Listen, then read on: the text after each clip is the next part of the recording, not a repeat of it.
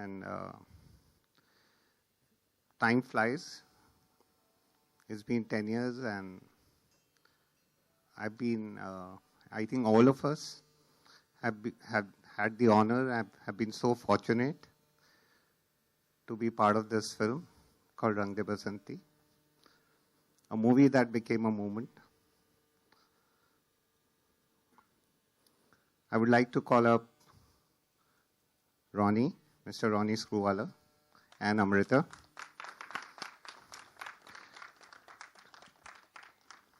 to share their thoughts with you. And I'll also request when we share our thoughts, I think we'll all have to step back because once the stage fills up. Rakesh, we want to first hear your thoughts before our thoughts start up. It all started with your thoughts before everybody else's thoughts start up. So we'll start with you. I had been rehearsing this all night yesterday, and now I can't say a word. I think I'll break down. Okay, so maybe I'll say a few words, actually. Firstly, welcome, Amrita. I remember her being a production executive from UTV on that show. So for her, time has not flown, because I think in 10 years now she heads the Disney studio in India, and I think that's a great movement for her. I have two very sharp memories of Rang De Basanti. Firstly, UTV was just starting off and getting into movies, and we had some really big flops when we started off. And most people looked at us and said, so who's this South Mumbai Parsi gentleman trying to do Hindi movies?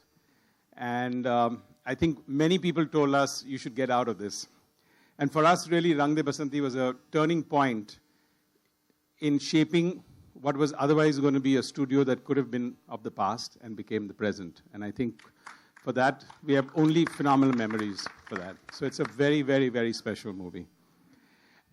For most people at that stage, everyone thought, wow, what a lucky break that you started there. But, if you look at that movie, and if you look at what went behind it and all the efforts and the thought process, it was anything but luck. And I think we had more than our challenges. And I just want to remember one serious challenge, where about, I think 10 days before the movie was getting released, we got a call from Sharmila Tagore, who was that time was the censor board chairman, and said, listen, I think we're not going to be able to give you the censor certificate for this movie. And we were all wondering, and we all met at Amir's place that evening. And typical Amir style, he looked straight at me and said, Ronnie, we've made this movie with a clean heart. Now, if they ask us to cut even one scene, we should not release this movie. And my heart kind of fell, because on one side, I fully agreed with what he was saying. And on the other side, here was a small fledgling studio where 40 crores we had spent on the movie and another 8 crores on publicity. And I could visualize 48 crores going into a cupboard, getting locked, and forever never getting released. Cut to the next day, or I think the day after that, we all land up for a special screening in Delhi. We didn't know what we were in for. And inside we go in for the screening of the movie, and those were really memorable days. And there were just 6 or 7 or 8 of us in the theater. And we had the defense minister at that time, Pranab Mukherjee, who is now our president, very smartly flanked by Vaidar Emanji on the left and Sharmila Tagore on the right for the entire screening, just so that we could have a good mood for him across the... and then in front of him sat down the head of the Armed Force, the head of the Navy, and head of the Air Force. All 3 of them had their helmets on. Pranabji couldn't see, so he asked them to remove their caps and put it down on their seat. And then the movie started, and it finished. And I remember that very, very clearly, because firstly, our hand was in our mouth in many ways. But I think it was also a special day, because Pranabji got up and said, I like the movie. Why am I here, And I think Sharmila ji was trying to remind him that, sir, the defense minister gets shot in the movie, and you're the defense minister. And he said, not at all. I think it's a fantastic movie. It should have got released. And that was the power of somebody who could just say whatever he wanted. And I think the head of the Armed Force and the Navy looked at all of us and said, good movie. And the head of the Air Force looked at all of us and he said, I get 10 calls from mothers every month wondering about their sons who fly our MiGs. And after your movie, I'm going to get 100 calls a month. But go ahead, it's a fine movie.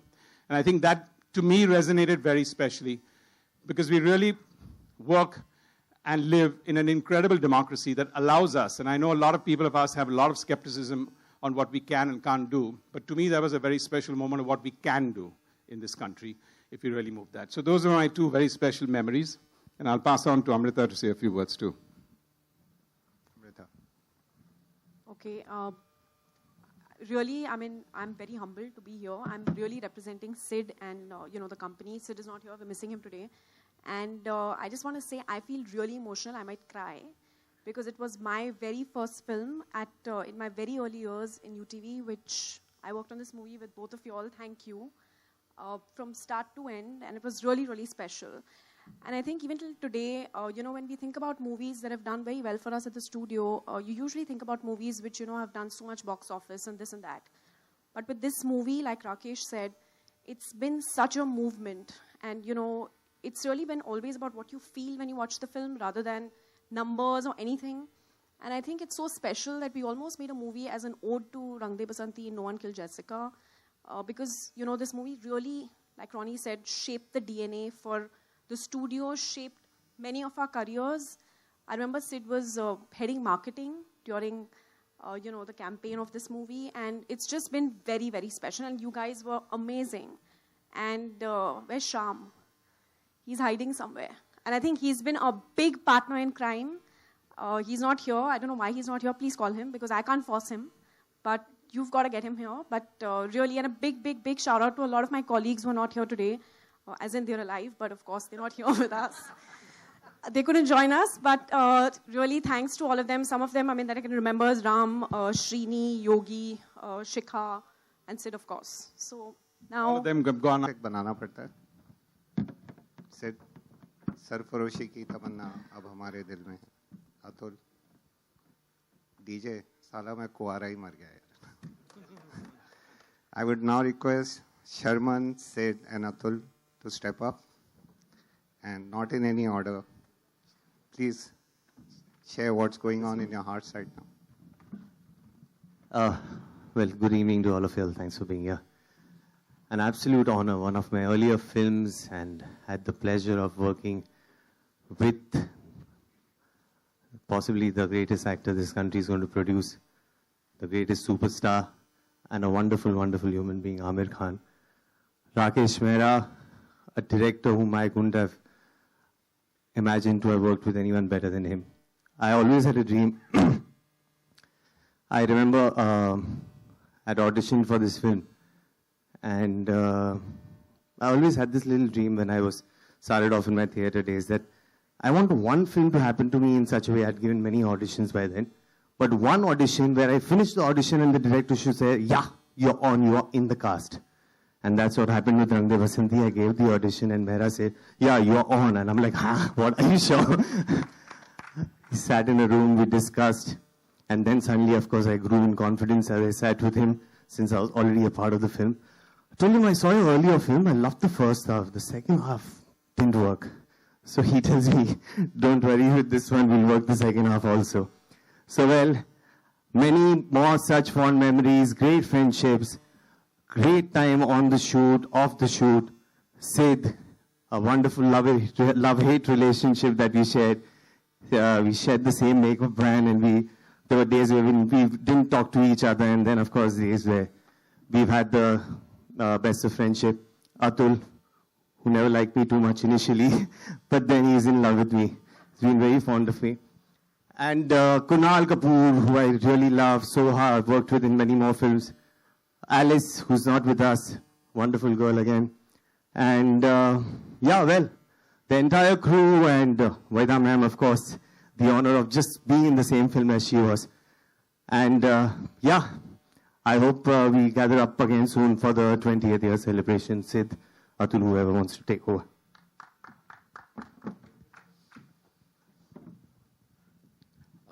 Good evening, everyone. For most of India, my identity is this film. They call me the guy who killed Anupam Kher in Rang De Basanti.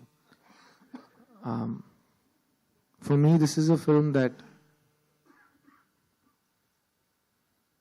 I can't stop thanking the universe for giving me, because all of us come in with this misplaced belief that we will be here forever because we are vain and we are actors.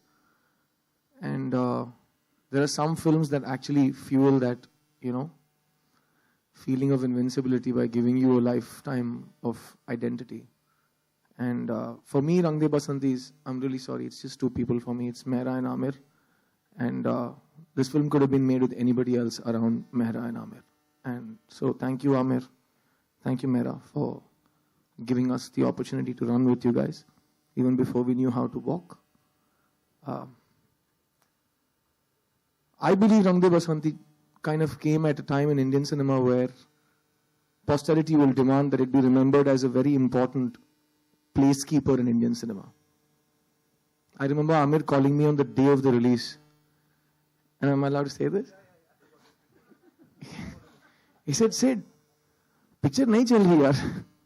I said, kya baat kar raha hai? Ha yaar, it's only working in the multiplexes. And then in the evening he said, no dude, it's working everywhere. And this was the film that started off multiplexes defining a big chunk of your business in this country. And I believe that if this film came today, it'll probably stem the rot of, you know, saying we made this many crores but actually not making either a good film or a film that made any money.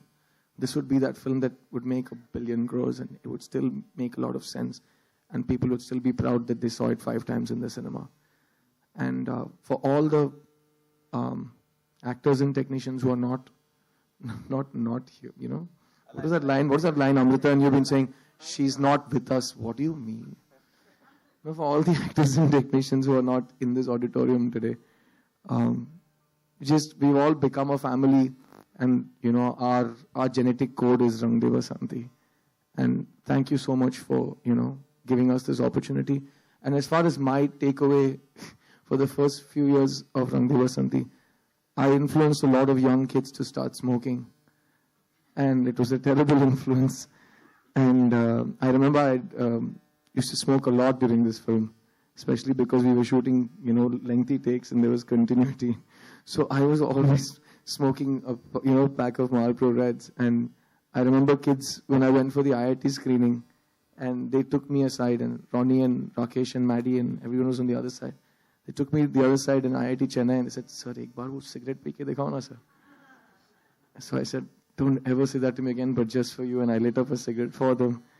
And Sharman, Atul, Kunnu, Soha, Maddie, Wahida ji, all the actors in this film, A.R. Rahman, I had the pleasure of sitting and watching him do the background score of this film.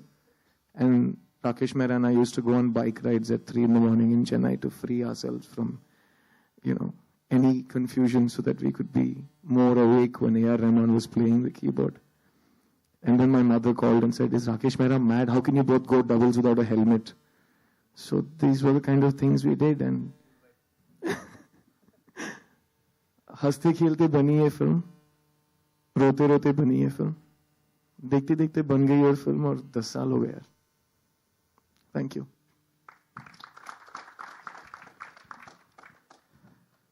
Hi, good evening. जब ये film release हुई तो राकेश जी ने एक बात कही थी कि ये फिल्म अब हमारी नहीं रही, ये ऑडियंस की हो गई. और जब तक फिल्म्स ऑडियंस की नहीं हो जाती हैं तब तक वो 10 साल तक जिंदा नहीं रहती हैं. रंग दे बसंती in a true sense is audience's film, basically. It became audience's film. Audience has kept it alive for 10 years.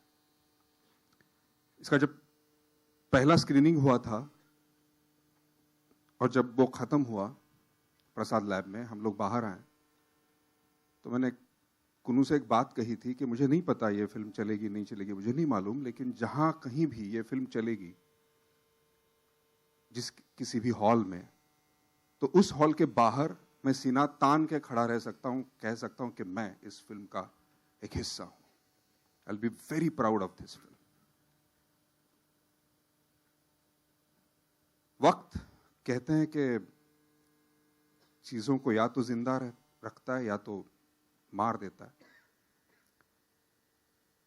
वक्त को हमें, रंग दे बसंती की टीम को सिर्फ यही कहना है कि सरफरोशी की तमन्ना अब हमारे दिल में है, देखना है जोर कितना बाजुए का दिल में है. Thank you.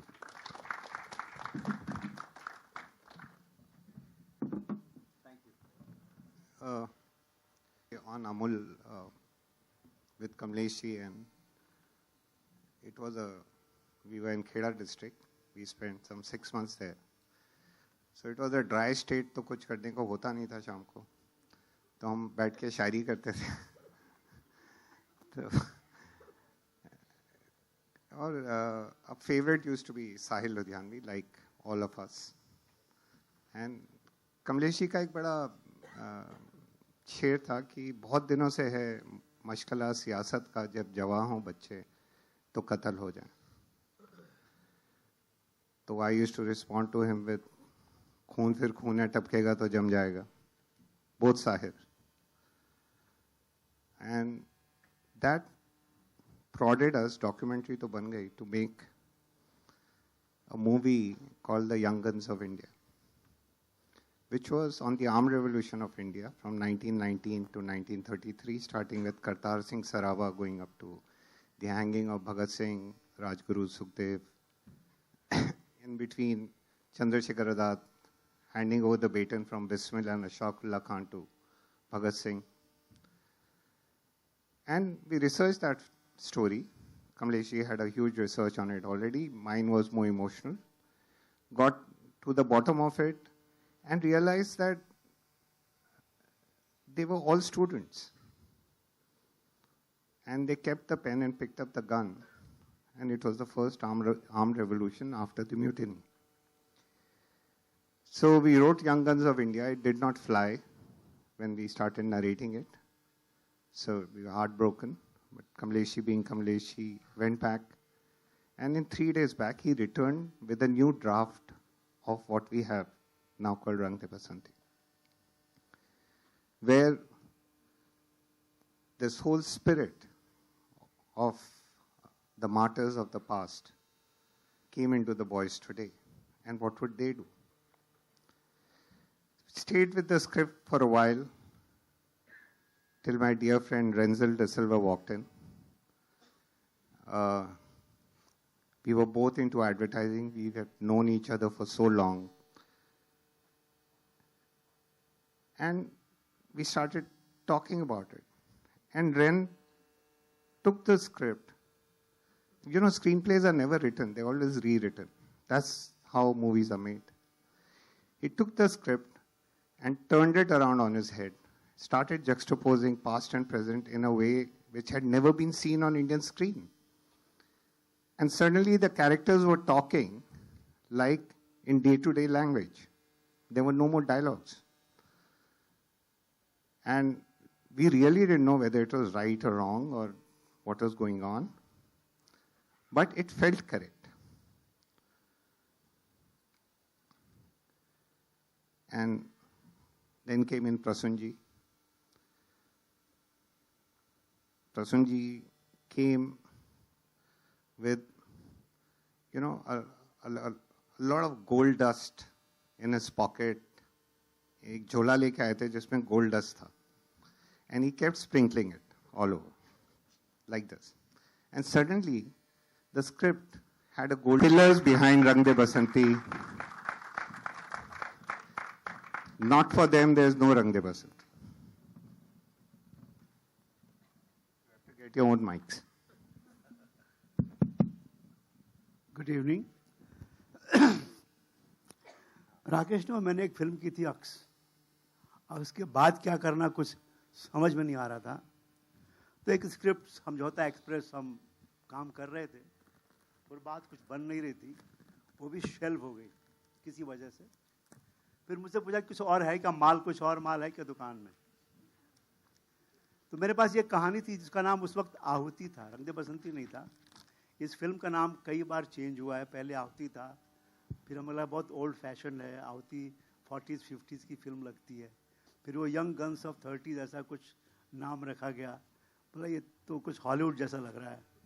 फिर बाद में जाके रंग दे बसंती जब नाम हुआ, मैं लोगों से शेयर करता हूँ कि जब स्क्रिप्ट घूम रही थी बाजार में विद प्रोड्यूसर्स, कई जो लोग थे पूछते थे कि बसंती का रोल कौन कर रहा है. ये जुमला जो है ये हमारी इंडस्ट्री की पहचान है. और मैं मजाक में कहता, क्योंकि वो दोस्त ही थे, फिल्म इंडस्ट्री के दोस्त ही थे। मैंने कहा था ईशा देओल से बात चल रही है, क्योंकि ये फिल्म जो है शोले का रीमेक है बसंती के पॉइंट ऑफ व्यू से। बोले perfect, what an idea sir ji, I आप ही कर सकते हैं शोले का रीमेक बसंती के पॉइंट ऑफ व्यू से। अमेजिंग। एनीवे, जोक से पार्ट। तो वो आवती कहानी जो थी कि भाई अतीत और वर्तमान जो है वो कैसे मिलता है, और उसके पीछे भी एक थोड़ी सी घटना है, मैं शेयर करूं आप लोगों से। शांताराम ने एक फिल्म बनाई थी संत तुकाराम 40s में, और उसमें एक्टर थे विष्णु पंत पगनीस। वो हमेशा संतों का रोल किया करते थे, और वो बहुत बड़ी हिट फिल्म थी। Tukaram was a huge hit, इतनी बड़ी हिट थी कि संत तुकाराम को लोग सच में तुकाराम मानने लगे। लोग उसकी आरती उतारते, पूजा करते, अपने बच्चों को ले आते नाम दिलवाने के लिए, शादी के बाद अपने बेटे बहू को ले जाते। मुश्किल तब हुई जब खुद विष्णुदत्त पगनीस को यकीन हो गया कि वो तुकाराम है। अब उन्होंने घर छोड़ दिया, अभी बच्चे छोड़े, जाके मंदिर में बैठ गए, भजन गाने लगे, फिर फाइनली उनको पागल खाने भेजा गया। तो वो चीज़ मेरे दिमाग में थी कि भाई एक रोल, एक किरदार जो है एक एक्टर के अंदर इतना घुस सकता है कि एक्टर समझे कि वो बन गया एक किरदार तुकाराम। तो वो आइडिया बेसिक वही था वहाँ से, वो तुकाराम फिल्म से, वो जो लाइव थी विष्णु पंत बगनीस की। और वो फिर मैंने इसमें डालने की कोशिश की, कैसे जो एक्टर हैं जो मजाक में ये रोल करने को तैयार होते हैं, और वो मजाक कैसे गंभीर हो जाता है। पिछले 10 साल में, अभी मैं बात कर रहा था वहीदा जी से कि हर साल हम लोग करीब 1000 फिल्में बनाते हैं, 10,000 फिल्में बनी होंगी पिछले 10 साल में कम से कम। और मैं अक्सर पूछता हूँ अपने वर्कशॉप में या बाहर भी सेमिनार में कि भाई एक फिल्म का नाम लीजिए पिछले 10 साल में बनी हुई, जो आज से 10 साल बाद भी आप देखना चाहेंगे, और सिर्फ एक ही नाम आता है, रंग दे बसंती। मुझे ताजुब होता है, इट्स नॉट ए कॉम्प्लीमेंट, ये अफसोस की बात है कि क्या 10,000 फिल्मों में से सिर्फ एक ही फिल्म है जो हम दोबारा देखना चाहेंगे 10 साल के बाद। जहां तक मेरा सवाल है, मुझे अभी भी यकीन नहीं होता, क्योंकि जब ये फिल्म हम लोग काम कर रहे थे तो राकेश पूछते कि सर मगर ये फिल्म देखेगा कौन, अगर बन गई तो और रिलीज हुई तो, क्योंकि वो दौर कुछ अलग था, कुछ कुछ होता है, कभी कभी खुशी कभी गम। हमारी फिल्म ऐसा कुछ नहीं था। तो मैंने कहा राकेश यार, अगर इतने बड़े मुल्क में 1 अरब की आबादी में एक लड़का लड़की भी आके मुझे कहता है कि sir thank you sir for giving us रंग दे बसंती, मैं हो गया कामयाब, मुझे और कुछ नहीं चाहिए। I don't want anything else.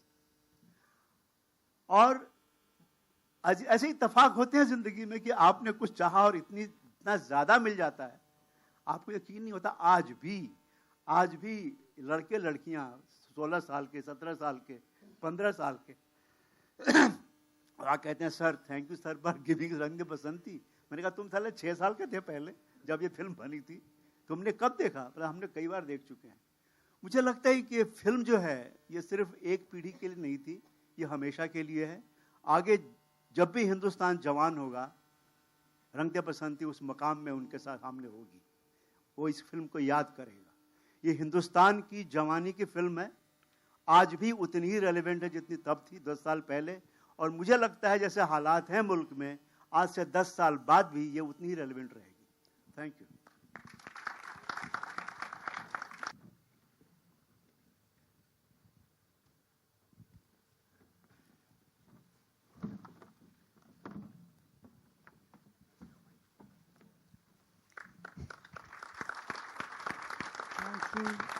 Good evening. मुझे इस फिल्म में काम करके बहुत मज़ा आया and I am really proud to be part of this great movie. और सबसे अच्छी बात इस मूवी की ये थी कि पिक्चर रिलीज़ होने के बाद मैं काफ़ी बेंगलोर, दिल्ली, इधर उधर ट्रैवल करती हूँ। कई लोगों ने आके मुझसे कहा वहीदा जी ये जो रंग दे बसंती फिल्म है सिर्फ देखने में नहीं अच्छी है, उसने हमको सोच दी है। सोचना पड़ रहा है कि हम हर बार दूसरों को इल्ज़ाम देते हैं कि आप वो ठीक कर दीजिए, आप ये ठीक कर दीजिए। इस फिल्म ने हमें ये सिखाया है कि हम क्या करने वाले हैं, हमको क्या बेहतर करना है।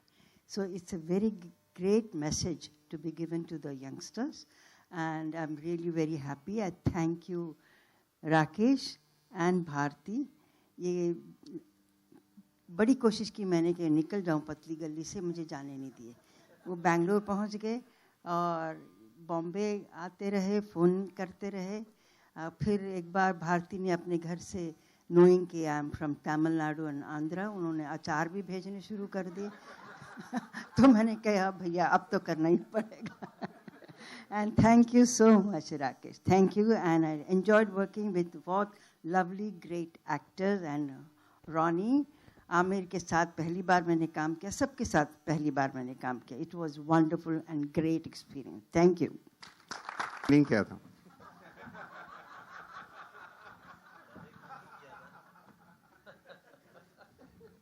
मेरा कुछ ज़्यादा ही बोल दिया तूने यार.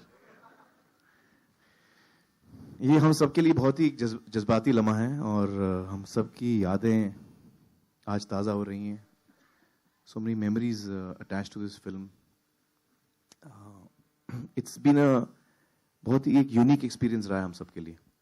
और वैसे तो बहुत चीज़ें हैं, लेकिन मैं 2-3 चीज़ें कहना चाहूँगा. एक तो ये कि मुझे लगता है कि ये फिल्म एक ऐसी फिल्म है जिसका असर हम पर आज तक है, जिसने हमको किसी ना किसी तरह हमें ट्रांसफॉर्म किया, हम पर एक रंग छोड़ा है.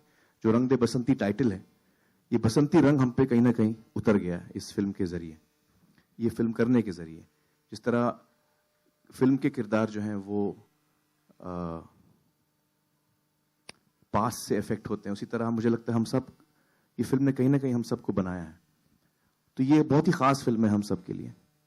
और जैसा कि मैं बता रहा था कि ये फिल्म जो है, जब तक हम बना रहे थे वो हमारी थी, जब हमने रिलीज की तो ये ऑडियंस की फिल्म हो गई. और वाकई ऑडियंस ने इसको बहुत ही प्यार और इज्जत दी, जिसके लिए हम बहुत ही शुक्रगुजार हैं. We very really grateful for that.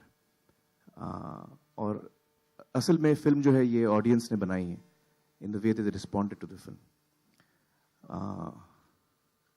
मेरे लिए 2 चीज़ बहुत अहम थी इस फिल्म में. एक तो ये कि मैं चंद्रशेखर आज़ाद का रोल कर रहा था. ये एक मौका था मेरे लिए एक ऐसे किरदार निभाने का जो हमारे इतिहास में है, someone who's been such patriot. और दूसरा जो मेरे लिए बहुत ही एक अहम चीज़ थी, जब मुझे मेहरा ने बताया कि वेदा जी फिल्म में, it was a very special moment for me. I was so happy कि मुझे मौका मिल रहा है अपने ज़िंदगी में वेदा जी के साथ काम करने का, because I have been such a huge fan of you Veda ji. It was really really very very important thing for me. I think मैं सभी का शुक्रिया अदा करना चाहूँगा, लेकिन मैं शुरुआत करूँगा राइटर्स से, जो लेखक हैं इस फिल्म के. उनकी वजह से ये फिल्म का जन्म हुआ और ये बनी, और हम सबको एक मौका मिला कि हम इसके साथ जुड़ सकें. तो मैं अपने आप को बहुत ही खुशनसीब मानता हूँ कि मुझे मौका मिला इस फिल्म का एक हिस्सा बनने का और सभी के साथ काम करने का, एक्टर्स के साथ, टेक्नीशियंस के साथ. And it's really been a memorable film. Thank you मेरा. Thank you for making it. Thank you for writing it. Thank you.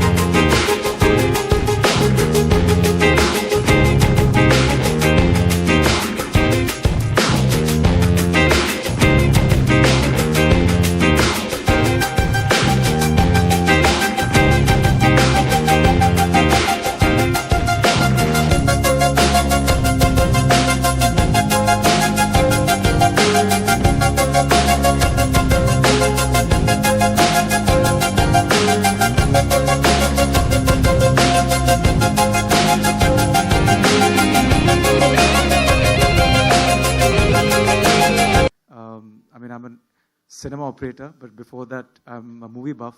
So it really impacted me when this movie came out.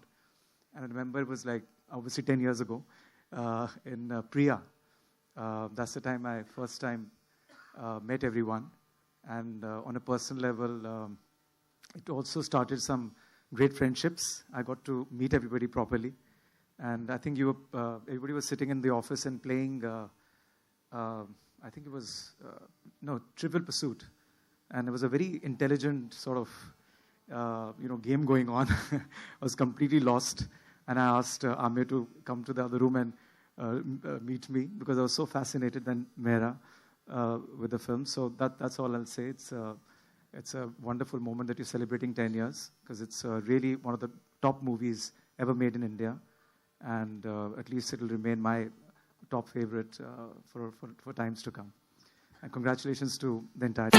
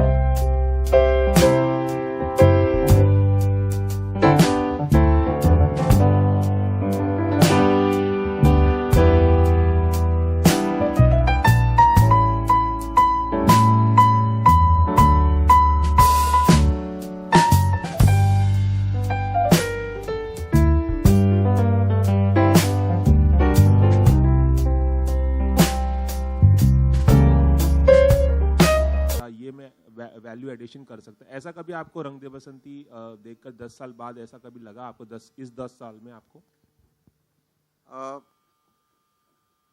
सच सच बोलो कि ऐसी मतलब एकदम सच? एकदम सच, okay. मेरे को हमेशा ही ऐसा लगता है कि जो हमारा काम होता है वो कभी पूरा होता नहीं, हमारे हाथों से छीन लिया जाता है। और थोड़ा मौका और मिलता तो इसको थोड़ा और कुछ करते, थोड़ा ये करते, थोड़ा वो करते, तो वो फीलिंग तो हमेशा आती है। बट वो किसी भी आर्टिस्ट को आएगी, भले वो एक्टर हो, म्यूजिशियन हो, पोएट हो। बट कई चीज़ें, ये कहने के बाद मैं ये भी बोलना चाहूँगा कि कई चीज़ें ऐसी भी होती हैं जो एक बार हो जाती हैं तो उनको चाहे आप जितना रिवाइज कर लो वो वापस शायद उनमें वो पहली वाली बात ना हो। तो दोनों चीज़ें सच हैं। आपका उस टाइम मेंटल सिचुएशन क्या है तो तभी पता चलता है। तो रंगदे के साथ कई बार हुआ है, हमारी ये फीलिंग आई है कि इसको थोड़ा यहाँ से छोटा करते, थोड़ा बड़ा करते, इसको ऐसे करते वैसे। जैसा कि आपने बताया कि आमिर ने काफ़ी वक्त लगाया फिल्म को साइन करने के लिए और ग्रीन सिग्नल देने के लिए, कभी आपको उस दौरान ऐसा भी लगा कि आमिर के बगैर भी बन सकती है और कोई ऑल्टरनेटिव था आपके पास? आई थिंक आपने वो, मैं क्लियरली बता नहीं पाया आपको, 20 मिनट में आमिर ने हाँ बोल दिया था। मेरी तरफ से बनाने में 18 महीने और लगे थे और उनको वेट करना पड़ा था, पर वो वेट किया था उन्होंने। 20 मिनट की नरेशन थी, 25 मिनट की, और उसमें हाँ हो गई थी। हाँ मतलब हम दोनों समझ गए थे कि ये फिल्म कर रहे हैं और अब नेक्स्ट लेवल क्या है, कैसे करना है, कब शूटिंग है, वो एकदम शुरू बात हो गई थी। और वो सिर्फ आमिर के साथ ही नहीं, हम सबके साथ ही ऐसा हुआ था।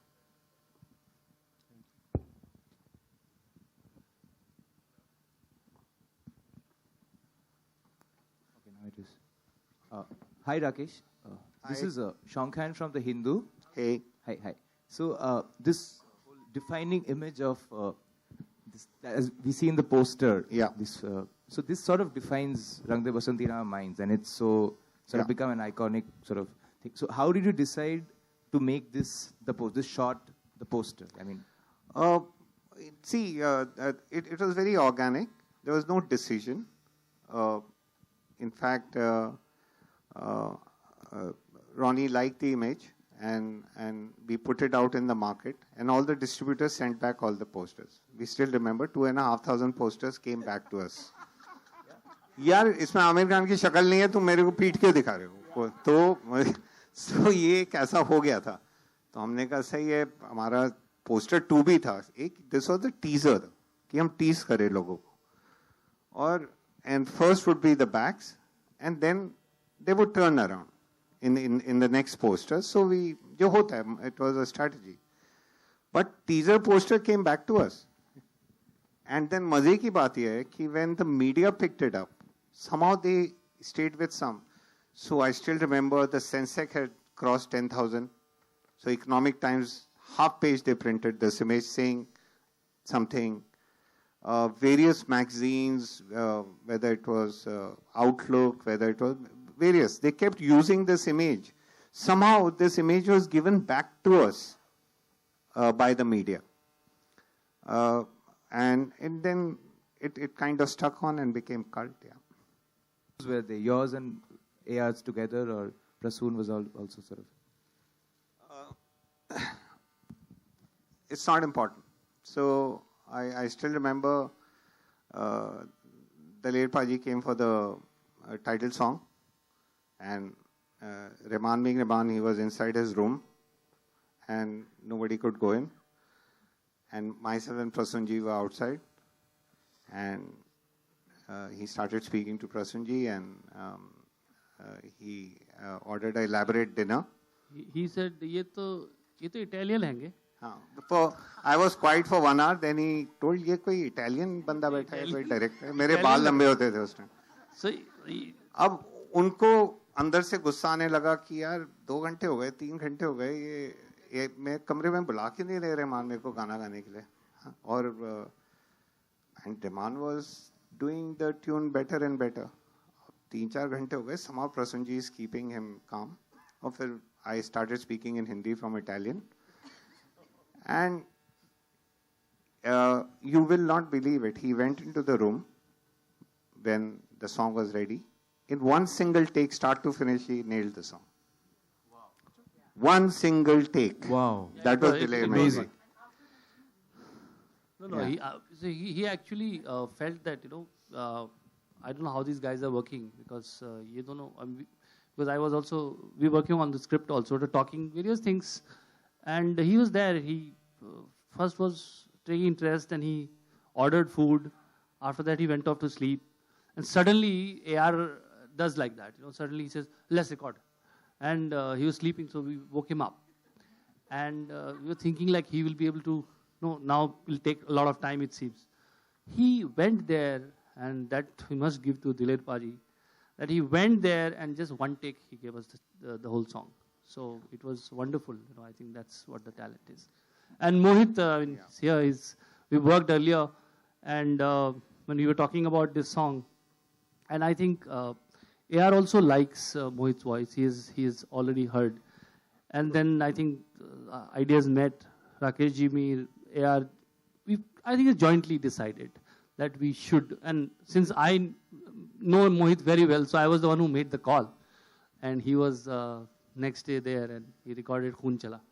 So I think it is all collaborative and a joint decision. But we are very happy that, all this came together. And Mohit really added a great dimension to the film. Thank you, Mohit. Prasoon जी की याददाश्त थोड़ी कमजोर होती आ रही है, 10 साल हो गए. तो मोहित को फोन लगाया कि जल्दी आओ जल्दी आओ जल्दी आओ. मोहित सुबह की जो पहली फ्लाइट थी कुछ ले कर को राके वो सुबह सुबह पहुंच गए. बट हम तो रात को काम करते हैं वहाँ पे और 6:30 बजे 7:30 बजे पैकअप होता है. हम आप पैकअप करके अपने होटल जाके सो गए. आए 8 बजे की स्टूडियो खुलेगा, कुछ होगा, रिकॉर्डिंग होगी. I remember. Then we recorded that evening. And when the voice came out, when he sang, it's like, when you're made for each other. That song was made for Mohit, and Mohit was made for that song, and it just happened. Hi, Faridun from Bollywood Hangama. Movement that started with Rang De Basanti, and it later just percolated into real life as well with the entire Jessica Lal murder case and many other cases. How do you look back at that particular thing? I think ये film का जो असर हुआ बहुत गहरा हुआ audiences पर और एक बहुत ही अलग लेवल पे ये फिल्म लोगों के जहन पे छा गई, उनके जज्बातों के साथ घुल मिल गई. तो लिहाजा I think perhaps that was the first time that there was a पहली दफ़ा हुआ कि लोग बाहर निकले अपने घरों से और उन्होंने किसी चीज़ के लिए एक होके आवाज़ उठाई. तो ये फिल्म की ये फिल्म का कमाल है कि फिल्म का इतना गहरा असर हुआ न सिर्फ हम लोगों पर जिन्होंने फिल्म बनाई लेकिन हमारी ऑडियंसेस पर भी. जी. Good evening, Prasoon, one question to you about Khoon Chala, the song that you wrote. I think very, very powerful lyrics somewhere. How do you look back at Khoon Chala? If you can just tell us. Khoon Chala is a very special song to me, and I still feel that एक line मैंने लिखी थी, ले गाढ़ी उम्मीदें. वो गाढ़ी word में यूज नहीं कर पाया और लास्ट तक मैं सोचता रहा ये मैंने डालना चाहिए था वहाँ पे. But everything else, it's Faridun about poetry, so you will always remember this song like this because Faridun comes from the great tradition of poetry, and I think it's अगर आप मेरे लिए सॉन्ग का टेस्ट होता है कि अगर आप उसको एक कागज पे लिख के कोई म्यूजिक ना हो, कुछ नहीं हो, वो रखा हो आपके टेबल पे, कि आप उसको दोबारा पढ़ेंगे, क्या उसमें केडेंस है, मीटर है, रिदम है, कल्पना है, लेयर्स हैं. मुझे लगता है ये गाना एक कविता की हैसियत से, एक शायरी के हैसियत से क्वालिफाई करता है. ये one of those songs which I feel has इसका अपना वजूद है एक कागज पे, और वो इस गाने की खासियत है. प्रसून जी, इधर हरी मृदुल जी. हरी जी. Also, is there any message in this film that resonated with you, that has stayed with you? Yeah, जो ये फिल्म का जो मेन मैसेज है वो यही है कि हम सब हमारे समाज में देखते हैं कुछ चीजें हो रही हैं और अक्सर हम उससे अलग रह जाते हैं, उससे हम जुदा हो जाते हैं क्योंकि हमको लगता है यार हमारी जिंदगी ठीक चल रही है, मैं स्टूडेंट हूँ, मुझे आगे मेडिसिन करना है, या मैं इंजीनियर हूँ, या मेरा बिजनेस है, जो भी हमारा काम काज है, मैं किसी चीज़ में क्यों पढ़ूं. अक्सर हमारा ये तो ये फिल्म हमें ये बात बताती है, ये फिल्म हमें ये कहने की कोशिश कर रही है कि अगर हमारे समाज में कोई दिक्कत है, कोई प्रॉब्लम्स हैं, कोई कठिनाई है, तो वो हमें ही साफ करना है, वो हमें ही उसको बनाना है, वो हमें ही उसको ठीक करना है. कोई अमेरिका से, जापान से कोई आके हमारा प्रॉब्लम सॉल्व नहीं करने वाला। तो हमको ही फेंस, जो बोलते हैं ना फेंस सिटर्स, हमको फेंस से उतर के हमको ही अगर हाथ मैले करने तो हाथ मैले करने होंगे, लेकिन हमें हमारा देश जो है हमें ही बनाना है। We have to be involve in nation building. तो ये यूथ के लिए मैसेज था, न सिर्फ यूथ के लिए बल्कि हम सब के लिए ये एक मैसेज था इस फिल्म का, कि हमें हमारे देश के साथ जुड़ना है, हमें हमारी मिट्टी के साथ जुड़ना है, और यहाँ जो कुछ भी तकलीफें हैं उसके साथ हमें ही जूझना है और हमें ही इसको आगे ले जाना है। ये मैसेज था इस फिल्म का। तो आई थिंक ये असर हम सब पे कुछ ना कुछ हुआ है, I feel. Amir, it must be asked your question. Your remark on intolerance has really divided the Bollywood film industry. It has snowballed into what it is today. So what is your reaction to that, to how everybody else has taken your statement? Actually मुझे क्या लगता है कि कुछ लोग हैं जो मेरी बात समझ पाए हैं और कुछ लोग हैं जो मुझसे नाराज हैं, और उनकी जो नाराजगी है वो मैं समझता हूं एक्चुअली। और अगर मैं उनकी जगह होता तो शायद मैं भी नाराज होता, क्योंकि उनको कुछ ऐसा बताया गया जो सच नहीं था। उनको ये बताया गया कि आमिर खान जो है वो देश छोड़ना चाहता है। आपको क्या लगता है? तो अगर मुझे भी कोई कहे कि भाई फलाना ढमका जो है वो देश छोड़ना चाहते हैं, तो मुझे भी बुरा लगेगा, यार मेरा देश है, आप छोड़ के जा रहे हो, इतना बुरा तो नहीं है। तो ये जो उनको बताया गया आम इंसान को, आम नागरिक को हिंदुस्तान के, कि आमिर खान देश छोड़ना चाहता है, आपको क्या लगता है? तो जाहिर है बुरा लगेगा। मुझे भी बुरा लगता अगर मुझे कोई ऐसा कहता, तो वो मैंने कभी कहा नहीं। तो लिहाजा जो लोग शायद मुझसे नाराज हैं, उनकी नाराजगी मैं समझता हूं, मैं उनको दोष नहीं देता, क्योंकि उनको गलत फहमी हुई है। इसकी कुछ हकदार आप मीडिया भी हैं, जो आपने यही सवाल सबको पूछते गए कि किरण जी आमिर खान जो है वो देश छोड़ना चाह रहे हैं, आपको क्या लगता है? जो इसमें कोई सच्चाई नहीं थी। मैं एक दफा ये साफ कह दूं सभी को, हिंदुस्तान के सभी लोगों को, कि मैं यहीं पैदा हुआ हूं और यहीं मैं मरूंगा। ना मैंने देश छोड़ने के बारे में कभी सोचा, ना किरण जी ने कभी सोचा देश छोड़ने के बारे में, और ना आइंदा हम ऐसा कभी कदम उठाएंगे। बल्कि मैं जब देश के बाहर रहता हूं तो 2 हफ्ते से ज्यादा मैं रह नहीं पाता। आई गेट होम सिक, मुझे वापस आने की जल्दी होती है। मैं एक बात इसमें कहना चाहता हूँ आमिर, जी जस्ट टू ऐड, और मैं लिबर्टी लेता हूँ क्योंकि मैं आमिर को बहुत अरसे से जानता हूँ, और एक इंसान की हैसियत से और एक कवि की हैसियत से भी जानता हूँ। अगर इनका आप काम देखें, और इनके हर काम में समय लगता है, वक्त लगता है। आमिर खान के काम को अगर आप सामने रखते हैं, तारे ज़मीं पर देखते हैं आप रंग दे बसंती देखते हैं, आप इनके सत्यमेव जयते देखते हैं, आप इनके कामों को देखते हैं, तो मुझे तो लगता है ये सवाल बड़ा बेमानी सा लगता है कि आप आमिर से ये सवाल पूछें कि वो इस देश के हैं या देश में रहना चाहते हैं। मतलब ये सवाल भी नहीं उत्पन्न होना चाहिए उनके बारे में, क्योंकि इतना वक्त, और अपने आर्टिस्ट जो होता है वो दिल से काम करता है, और इतना उनका बॉडी ऑफ वर्क है जिसको अगर नजरअंदाज हम करते हैं तो उनके साथ बहुत नाइंसाफी करते हैं। आमिर आमिर आमिर आमिर आमिर जी,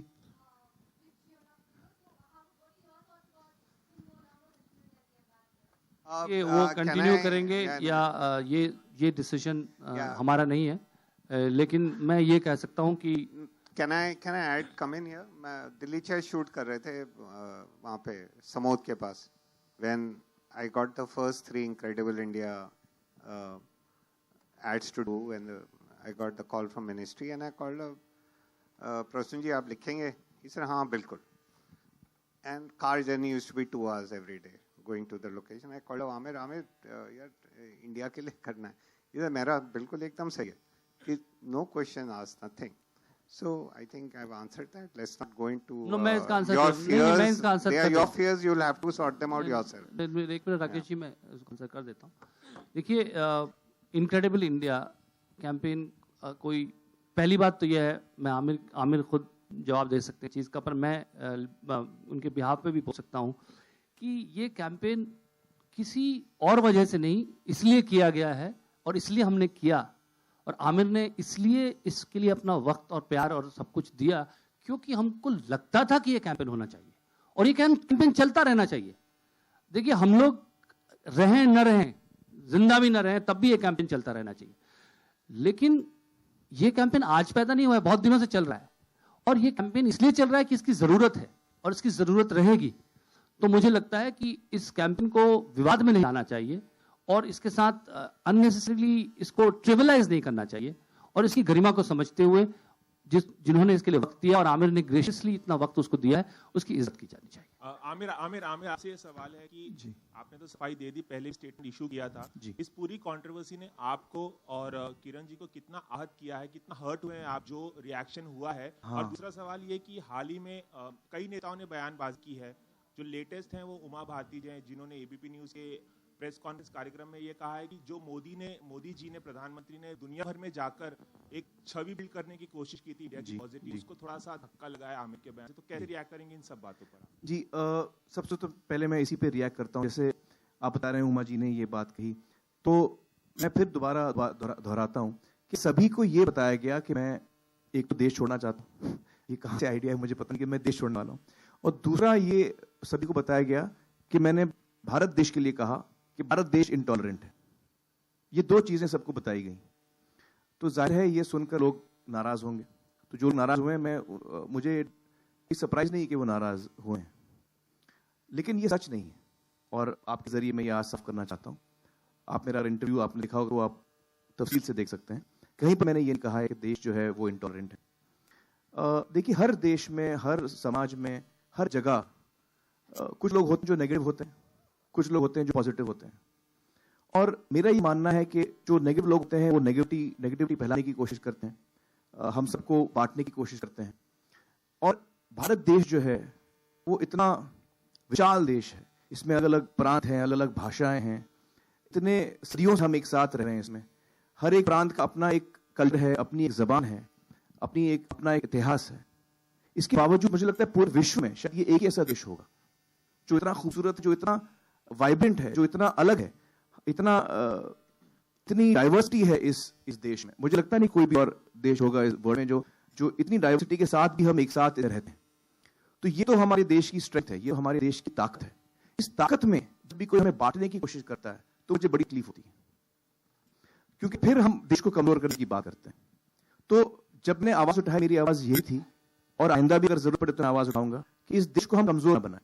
मुझे लगता है हमारे प्रधानमंत्री भी शायद यही चीज कही कि देश को हम एकता हम बनाए रखें, हम इसको बांटने की कोशिश ना करें, हम लोगों में पॉजिटिव करने की कोशिश ना करें। ये अगर मैं गलत नहीं कह रहा तो हमारे प्रधानमंत्री ने भी यही बात कही, और मैं कंप्लीटली उनके साथ सहमत उस बात पे, और मुझे भी ये बात लगती है। तो मैं एक ऐसा इंसान हूं जो अपने देश बहुत मैं प्रेम करता हूं, और मुझे लगता है कि, और मैं बल्कि जो लोग, कुछ लोग हैं नेगेटिव जो ऐसा कर रहे हैं, उनसे भी मैं हाथ जोड़ के रिक्वेस्ट करता हूं कि ऐसा ना करें, उनसे भी मैं हाथ जोड़ के इल्तिजा करता हूं ऐसा ना करें, क्योंकि हमारे देश की जो ताकत है वो यही है कि हम इतने अलग हैं, अलग अलग प्रांत के लोग, फिर भी हम एक हैं। यही हमारी ताकत है, यही हमारी स्ट्रेंथ है, और इसको हमें बनाए रखना। तो यही मैं कहीं करना चाह रहा था उस वक्त। तो अगर किसी को बुरा लगा हो, वो इसकी वजह से बुरा लगा होगा शायद, तो उनको अलग बात कही गई है। आमिर है देश को बदनाम कर रहा है, देश इंटॉलरेंट है ऐसा कह रहा है। मैंने आज तक ऐसा कभी नहीं कहा, ना मैं देश छोड़ना चाहता हूँ, तो ना देश। तो ये गलत बातें लोगों को कही गई हैं, चाहे वो पॉलिटिशियंस हो, चाहे वो आम इंसान हो, जरूर उनको ये बात लगी होगी, लेकिन ये सच नहीं है। मैं साफ करना चाहता हूँ, ये मैंने आज तक कभी नहीं कहा। और मैं आपको 2-3 से याद दिला दूं, देखिए मैं कहूं उससे कोई फर्क नहीं पड़ता, मैं अपने आपको देश प्रेमी कहूं उससे कोई मायने नहीं है। आप मेरे एक्शन देखिए, पिछले 25-27 साल तक मेरे एक्शन देखिए, किस किस्म की फिल्में मैंने की हैं। टेलीविजन पिछले 4 साल से जो मैं कर रहा हूं, सच में जो है क्या होते हैं मुझे शो करने की, देश प्रेम, तभी मैं ये शो कर रहा हूं, मेरा वक्त निकाल के मैं शो कर रहा हूं, और इसमें मुझे खुशी होती है, क्योंकि मुझे लगता है कि मैं नेशन बिल्डिंग में कुछ न कुछ अपना योगदान कर रहा हूं, कुछ पॉजिटिव चीज करने की कोशिश कर रहा हूं। तो मैं हूं या मैं कहने से कोई नहीं पता, मैं तो कहता हूं मैं एक्शन किया है, 2 साल नहीं 25 साल मेरे एक्शन किए। देखिए इंसान के एक्शन बताते हैं आपको किस सेंस में, और मैं उस विवाह से हूं, पर है मबुल का देश की आदि की उस स्थान से मैं सब नहीं होता कि देश से किसी से भी प्रेम होगा, किसी भी का, और किसी और को कभी देश रोई, ये बहुत बड़ा इल्जाम मैं किसी भी नहीं ले पाऊंगा। और हर लोग हुए हैं, जनता है वो भी हो, कुछ लोग हैं नेगेटिव जो ऐसा कर रहे हैं, लेकिन उनसे भी मैं हाथ जोड़ के रिक्वेस्ट करता हूं कि ऐसा ना करें, उनसे भी मैं हाथ जोड़ के इल्तिजा करता हूं कि ऐसा ना करें, क्योंकि हमारे देश की जो ताकत है वो यही है कि हम इतने अलग हैं, अलग अलग प्रांत के लोग, फिर भी हम एक हैं। यही हमारी ताकत है, यही हमारी स्ट्रेंथ है, और इसको हमें बनाए रखना है। तो यही मैं कन्वे करना चाह रहा था उस वक्त। तो अगर किसी को बुरा लगा हो, वो इसकी वजह से बुरा लगा होगा शायद कि उनको अलग बात कही गई है कि आमिर जो है देश को बदनाम कर रहा है, देश इंटॉलरेंट है, ऐसा कह रहा है। मैंने आज तक ऐसा कभी नहीं कहा। ना मैं देश छोड़ना चाहता हूं, तो ना मैं देश। तो ये जो गलत बातें लोगों को कही गई हैं, चाहे वो पॉलिटिशियंस हो, चाहे वो आम इंसान हो, जरूर उनको ये बात लगी होगी, लेकिन ये सच नहीं है। मैं साफ करना चाहता हूं कि ये मैंने आज तक कभी नहीं कहा। और मैं आपको 2-3 चीजें और याद दिला दूं। देखिए, मैं कहूं उससे कुछ फर्क नहीं पड़ता। मैं अपने आप को देश प्रेमी कहूं, उससे कुछ फर्क, उसका कोई मायने नहीं है। आप मेरे एक्शंस देखिए, पिछले 25-27 साल से आप मेरे एक्शंस देखिए, किस किस्म की फिल्में मैंने की हैं। टेलीविजन शो पिछले 4 साल से जो मैं कर रहा हूं, सत्य में जयते, क्या जरूरत है मुझे वो शो करने की? देश से प्रेम है तभी मैं ये शो कर रहा हूं। मैं अपना वक्त निकाल के मैं ये शो कर रहा हूं, और इससे मुझे खुशी होती है, क्योंकि मुझे लगता है कि मैं नेशन बिल्डिंग में कुछ ना कुछ अपना योगदान कर रहा हूं, कुछ मैं पॉजिटिव चीज करने की कोशिश कर रहा हूं। तो मैं कहूं या मतलब मेरे कहने से कोई फर्क नहीं पड़ता। मैं तो अपने आप को कुछ भी कह सकता हूं। मेरे एक्शंस क्या हैं, 1-2 साल नहीं, 25 साल से मेरे एक्शंस क्या हैं, वो आप देखिए। इंसान के एक्शंस बताते हैं आपको वो किस किस्म का इंसान है। और मैं उस परिवार से हूं। मेरे परदादा जो हैं मौलाना अबुल कलाम आजाद, वो इस देश की आजादी के लिए लड़े हैं, उस खानदान से मैं हूं। तो सवाल ही नहीं उठता कि मुझे इस देश से किसी से भी कम प्रेम होगा, किसी से भी कम। और किसी और को मैं कभी नहीं उंगली उठाता कि भाई कोई किसी को मैं कह दूं कि भाई यह देशद्रोही है। ये बहुत बड़ा इल्जाम है, बहुत ही बड़ा इल्जाम है। मैं किसी पे ये इल्जाम नहीं लगा पाऊंगा। कितने हर्ट हुए इस कंट्रोवर्सी से आप? देखिए, हर्ट तो मैं हुआ हूं, और हर्ट में इसलिए हुआ हूं कि और भी लोग हर्ट हुए हैं। देश की जनता जो है, जिसको ये गलत बताया गया, वो हर्ट हुई है। उसके साथ साथ मैं भी हर्ट हुआ हूं। मेरी जवाब पूरा हो जाए।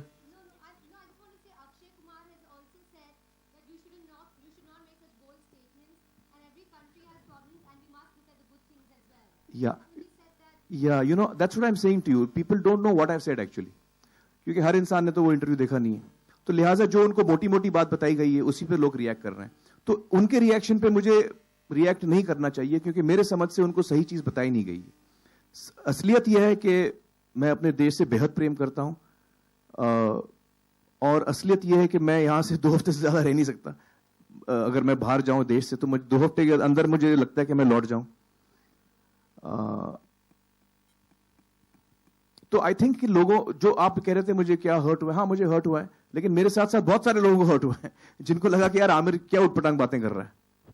तो उनको भी बुरा लगा है, मुझे भी बुरा लगा है, लेकिन ये गलत फहमी पैदा की गई है, जिसका दोष मैं थोड़ा बहुत आप लोगों को दूंगा, क्योंकि आप लोगों ने बड़ी बेरहमी से मेरे अल्फाजों को ट्विस्ट किया। आपसे भी मैं रिक्वेस्ट करूंगा कि आप प्लीज ऐसा ना करें। राकेश जी, आपको इस फिल्म का 10 साल बाद आपको इसका पार्ट 2 बनाने की जरूरत महसूस नहीं हुई? और खासतौर पे अब जो माहौल है देश में, इंटॉलरेंस भी उठ रहा है, प्लस पेट्रियटिज्म को लेके भी हम काफ़ी चीज़ें उठाने लगे हैं। ये इंटॉलरेंस बड़ा एक फैशनेबल वर्ड हो गया। इसको हम ऐसा यूज़ करने लगे जैसे कि मतलब भाई मैं ऑफिस के लिए लेट हो रहा हूँ, ब्रेकफास्ट लगा देना, थोड़ा सा उसमें इंटॉलरेंस भी डाल देना, क्योंकि वो खाना हजम नहीं होगा नहीं। So I think it's nothing like that.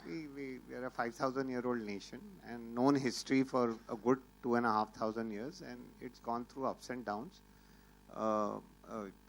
Earliest I remember Shaivites and Vaishnavites there was a bloodbath between Vaishnav and Shaivites, Buddhists and Hindus. So इसमें intolerance की बात नहीं होती। Human beings have tribal mentality and they want to feel secure. They feel the fear. So because of that they attack, they protect, all that. We all know that. So ऐसा कुछ नहीं है। रही बात रंग दे बसंती पार्ट 2 की, ये सब मर चुके हैं।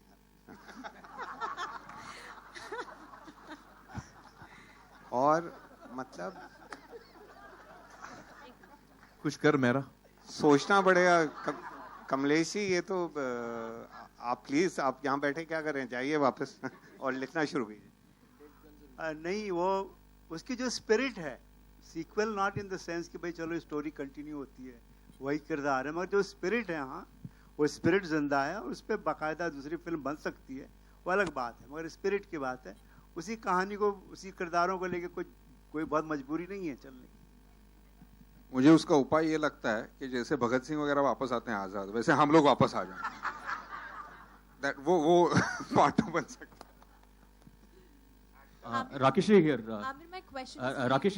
Amir, recently in an interview of Sunny Leone has become quite popular on the social networking sites, and you Sorry, tweeted in who her is that? support. Sorry, raise your hand. Yes? Yeah, so... नहीं पूछने दो यार बेचारे। हाँ नहीं, sorry, no, I couldn't see her. Will you introduce yourself, please? Prerna from Zoom. From Zoom. Okay, Prerna from Zoom has a question for all of us. For Amir, actually. No, we are all hearing, yaar. Sab log kaan band kar lo. So you tweeted in her support. So I just want to know that if in future film, would you want to work with her, or would you cast her in a film? You know, when I saw the interview, जब मैंने interview देखा नी जी का, मुझे बुरा लगा जिस तरह से उनको सवाल पूछे जा रहे थे। मुझे तकलीफ हुई, और उनसे ये भी सवाल पूछा गया कि आप आमिर के साथ कभी आपको काम करने का मौका मिलेगा। उनका जवाब था शायद नहीं। वो बात भी मुझे लगी, मुझे लगा कि नहीं, ऐसा क्यों कह रही हैं वो। तो मेरा ये मानना है कि अगर कहानी सही हो, किरदार सही हो, और हम दोनों उस फिल्म में शूट करें, तो मुझे कतई प्रॉब्लम नहीं है उनके साथ काम करने की। उनकी जो पर्सनल लाइफ है, मुझे उससे कोई लेना देना नहीं। वो एक इंसान है, वो एक औरत है, और उनके साथ उनकी मैं इज्जत करता हूँ एक इंसान के तौर पे, एक औरत के तौर पे, और मैं यकीनन उनके साथ काम करना चाहूँगा। तो मैं इसमें यही कहूँगा कि एक ऐड करना चाहता हूँ, देखिए कि एंड आई होप कि वो मेरे साथ काम करना चाहें। ये भी बात। एक और पॉइंट मैं कहूँगा कि देखिए किसी की प्रोफेशनल चॉइस पर भी आपका कमेंट हो सकता है, लेकिन क्योंकि कोई जरूरी नहीं है कि कोई प्रोफेशन, कोई व्यवसाय बहुत अच्छा व्यवसाय हो, कोई जरूरी नहीं है, और वो अच्छा व्यवसाय नहीं है तो उसकी निंदा भी होनी चाहिए। मैं यही रिक्वेस्ट करना चाहता हूं कि आर्टिस्ट्स के नाम पे कई बार हम लोग व्यवसाय का बहुत ज्यादा महिमा मंडन करने लगते हैं। कोई व्यवसाय जो है वो जरूरी है कि वो व्यवसाय जो जीवन से जुड़े हुए व्यवसाय हों, वो समाज के लिए अच्छा काम कर रहे हों, समाज से किसी न किसी रूप से सकारात्मक काम कर रहे हों। तो क्योंकि सवाल उसका उठा है, तो मुझे लगता है कि सनी लियोनी का जो व्यवसाय है उसकी मैं कतई इज्जत नहीं करता हूं, और मुझे नहीं लगता कि उस व्यवसाय से मैं चाहूंगा हमारी युवा पीढ़ी प्रेरित हो। लेकिन उसके बारे में एक व्यक्ति को कटघरे में खड़े करके उसको बेइज्जत करना, मुझे लगता है कि कोई भी कलाकार ये नहीं करना चाहता। लेकिन इसका ये मतलब नहीं लगाया जाना चाहिए कि हम कोई कल को उसी लॉजिक से आप कल को कहेंगे कि ये तो एक ड्रग डीलर है, इसका व्यवसाय है, उसका पर्सनल काम है, तो शायद मैं उसकी इज्जत ना करूं, मैं उस व्यवसाय की इज्जत ना करूं और कहूं कि ये व्यवसाय नहीं करना चाहिए, पर वो उसका पर्सनल मामला है। जहां तक बात रही, जब वो मेरे सामने आएगा, क्या मैं उसे बेइज्जत करूंगा? नहीं। क्या मैं उसका सम्मान नहीं करूंगा या उसको सबके सामने, वो शायद मेरा कल्चर मुझे अलाउ नहीं करेगा। लेकिन साथ साथ उस व्यवसाय का महिमा मंडन भी मैं नहीं करूंगा। At least I will not do it. I would think that if there are certain professions which are not playing a constructive role in building a great society, we need to criticize as well. I think that's a free society. People have choices to make, but if their choices are not great, those also needs to be criticized. I think somewhere we have to draw a fine line. It's not such a black and white subject that we can, Rakesh, because over the time the film got bigger, it needed a bigger star. How much did you miss him while shooting for the film? Yesterday, day before, I went to see Aligarh with Manoj only, because we share a very, very deep bonding since Hux. It was my first film, and when you work on the first film, and I don't know if you've seen Aligarh. Yeah, I've seen it. Yeah, he has crossed the boundaries of an Indian actor. He's now more than a world actor. No Hollywood, no Bollywood, no anything. So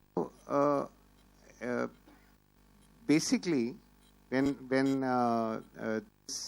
this role of DJ did not suit him, So that's what we came to. And before that, this film has been with us for 7 years. And we've spoken to a lot of people till you find the correct people, the correct person for everything.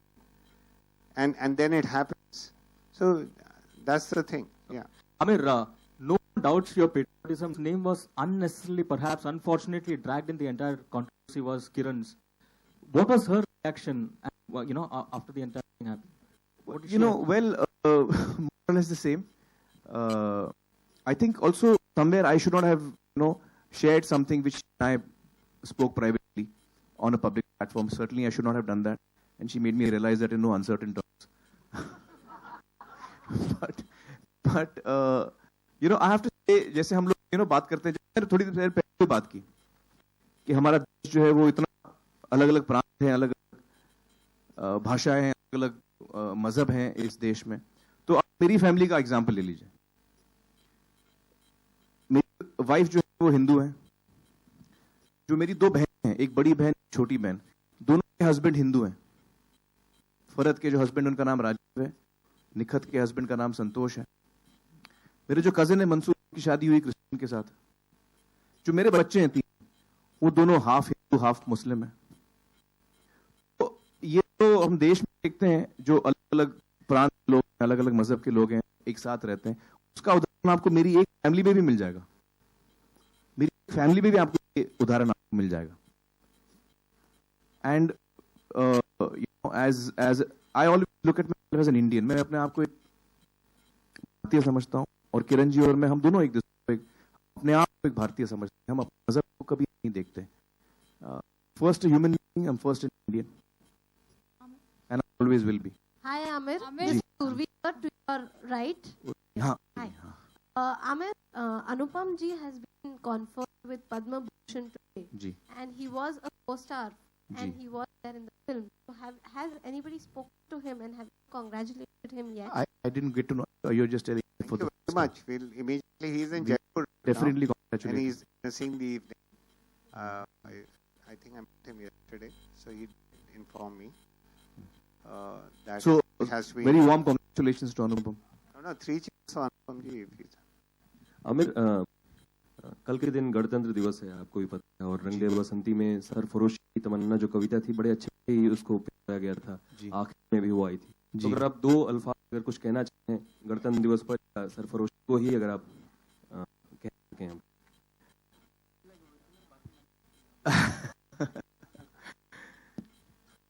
कल गणतंत्र दिवस है, उसकी शुभकामनाएं मैं सभी को देना चाहूंगा, आप सबको देना चाहूंगा. देश भर सभी को शुभकामनाएं देना चाहूंगा गणतंत्र दिवस की. और ये जो कविता की एक लाइन आपकी दी है, हाँ, तो बाकी लाइन की है. मैं बोल रहा हूँ, आप याद दिला दीजिए. सरफरोश की तमन्ना अब हमारे दिल में है. अगर तैयार दुश्मन ताक में बैठा. हाँ, है अगर तैयार दुश्मन ताक में बैठा उधर, और हम तैयार हैं सीना लिए अपना इधर. खून से खेलेंगे होली, गर वतन मुश्किल में है. सरफरोशी की तमन्ना हमारे दिल में है.